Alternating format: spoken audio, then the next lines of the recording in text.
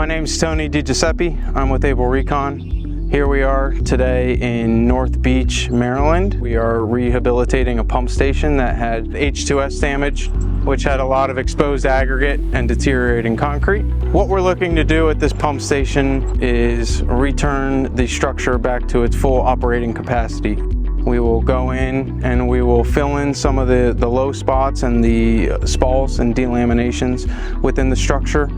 We will coat over that with some small amounts of concrete, and then we will rehabilitate it with 300 mils of SprayWall, our structural rehabilitation system from Sprayroq. The reason we want to rehabilitate this structure trenchlessly is because there's a lot of low-lying areas around the structure, and digging up the structure really isn't in the cards. The cost for us to come in and line it is about the third the price it is to dig it up, buy a new precast structure, put it in the ground, put a new lining system on that precast structure, and then connect all the ancillaries. To dig up that structure is a week, if not two. For us, it's a 2-day timeline instead of a possibly 2-week timeline.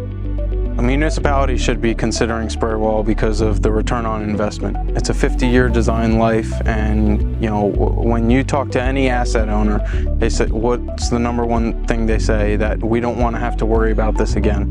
When you bring a product in that has a 50-year design life, you truly don't have to worry about that product anymore.